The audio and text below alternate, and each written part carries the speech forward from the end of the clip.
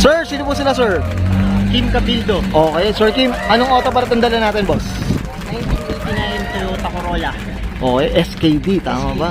Ito, anong inspired pala, Sir Kim? Oh. Ang inspiration nitong auto na to is yung all stock na 1989 GT Gen 1. GT Gen 1. Kung tawagin ng mga bumubuo. Bumubuo. So, ang Yan. plano ko dito, yung 1989 na full restoration, pero yung mga parts like steering wheel and wheels, mga aftermarket. Aftermarket. Somehow aftermarket. Yan. So, yun yung build. Okay. Yan. Okay, Sir Kim, syempre very curious muna ang mga auto natin. Paano ba kayo nahilig sa pagkakotse muna, boss? Sige po. Nag-start ako project car. Okay. So, college. Hindi ko siya planong project car. College lang, daily lang. Tapos, Gastos lang. oo. Gusto mo lang mapatinoy auto. Okay. Doon ako nagsimula, hindi ito yun eh. So, yun, daily car lang hanggang sa, ito, nakuha ko second. Nanalo ko ng raffle na auto. Okay. EE100, big body. Binenta ko, tapos kinuha ko to. Ito, yun ang kwento niyan, boss. Yun ang Okay. kwento niyan. Yan, okay. Sir Kim, syempre dito sa Auto Culture, kailangan makita natin interior, exterior, tsaka engine bay. Okay lang, boss? Yes, boss. Okay na okay. So, tara, check na natin.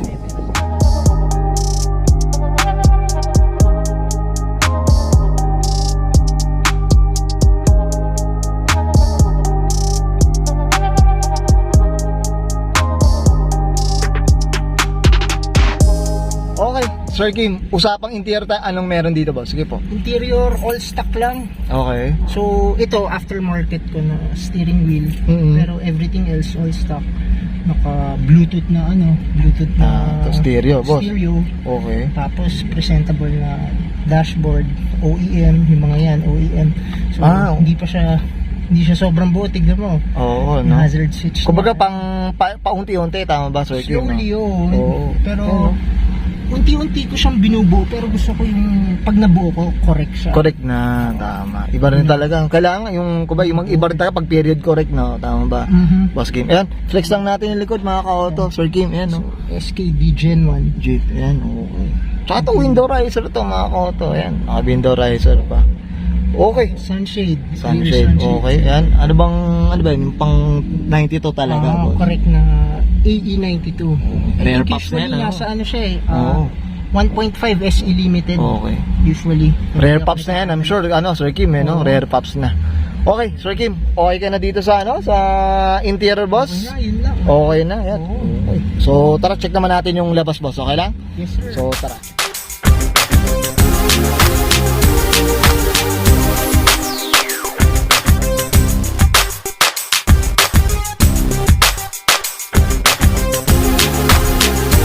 Okay, usapang exterior tayo, Sir Kim. Anong meron po? Sige po.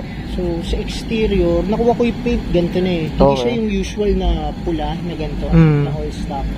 So, ito mukhang repainted na to, boss. Nung time na, nakuha ko siya repainted na. Okay. So, nung nakuha ko, medyo mas shiny onte, pero Okay. may mga imperfections. Mm. Pero plano ko siyang full restore yung kaha, syempre Full kasama na restore, yung repaint. okay. So, sa exterior, all stock, naka-lowering, front and rear. Ito, boss. Drums. Usapang mags, boss. Ito. Anong mags to, boss? Sige, boss. C2R, Okay. tsaka Falcon tires. Daily siya eh. Yan, Daily washer. Ito, boss, ano ba? Tintless po ba siya? Ano ba? Walang tint. Walang Walang tint. talagang tintless talaga. Walang tint eh. Oo, tintless talaga. Ayan, mga ka-auto. Okay. Dito tayo sa likod, Boss Kim. Ayan, okay.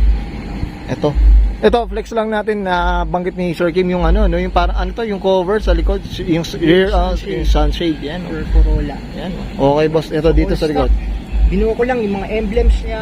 Oo. Lahat ng taillights ito medyo puro Suntrax na eh, pero Oo. urig lahat. Yung Oo. brand new niya lang is yung clearance light.